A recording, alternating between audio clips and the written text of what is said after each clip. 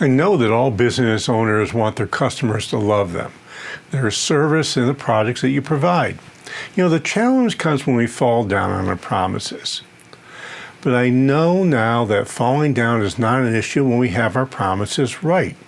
The key is to ensure your promises align with what you do and don't say things that aren't true. It's just a really bad thing to do.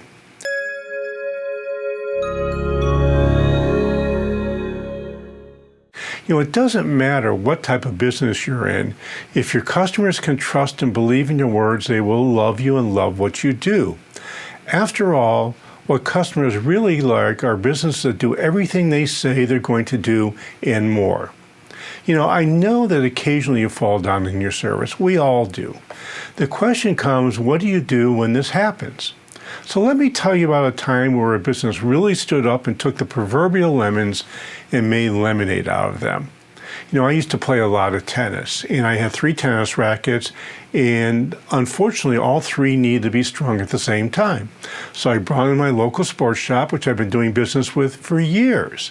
They told me the rackets would be ready the first thing the next morning. So I show up the first thing the next morning, right when they open, and ready to get my tennis rackets, anxious to go play some tennis, and guess what? The rackets weren't ready. They said, they sort of apologized, and they said, well, okay, come back at 4 and the rackets will be ready. So I came back at 4, I had to take another trip down to the sports shop, and guess what? The rackets still weren't ready. So I blew a gasket. Now, I probably shouldn't have blown a gasket, but I did. So I left. Sure, I was never going to do business with this place again. So the next morning at 8 o'clock, in walks the owner of the shop, and she brings me my 3 rackets strung, won't take a cent from me, apologizes profusely, and leaves me my rackets. So not only did she fix the problem, she went way over and above in fixing the problem. She delivered the rackets, she apologized, and then she left. Now, that was a $60,000 or $80,000 decision that she made because I spent between $2,000 and $5,000 a year, and for the next 30 years, I kept buying stuff from them until they sold the business. That was a pretty good thing to do. I know you've heard the saying, the customer is always right.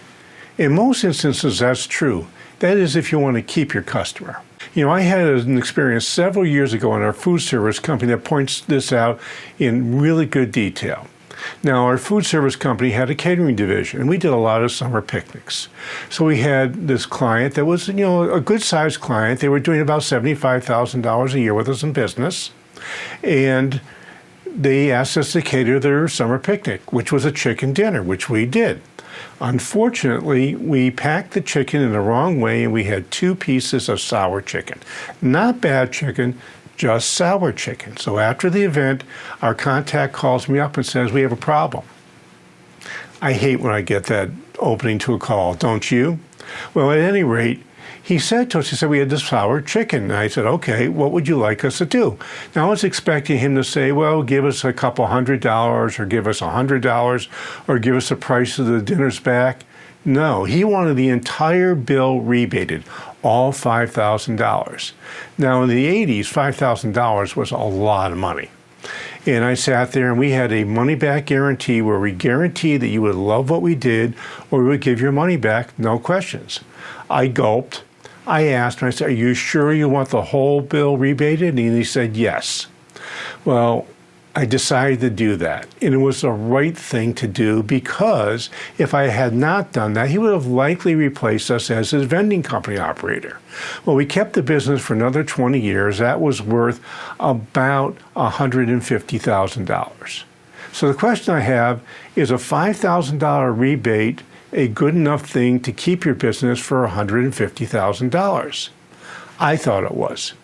So the moral of both these stories is sometimes customers are unreasonable.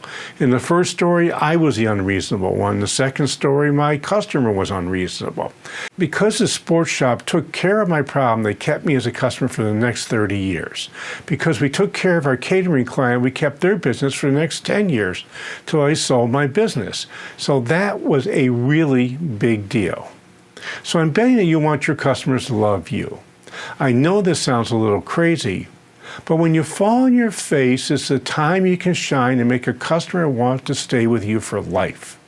I know you don't want to fall on your face, so instead, why don't you just make your promises explicit and then follow up to make sure your company delivers on the promises you make? I would love to have a conversation with you about how you can make your customers love you. So feel free contacting me at jpatrick@stage2planning.com to set up a time to talk. And while you're at it, scroll down and let me know what you think about taking care of your customers when you make a mistake and going out of your way, even when it's expensive and inconvenient. So this is Josh Patrick. You're at The Sustainable Business. Thanks a lot for stopping by. I hope to see you back here really soon.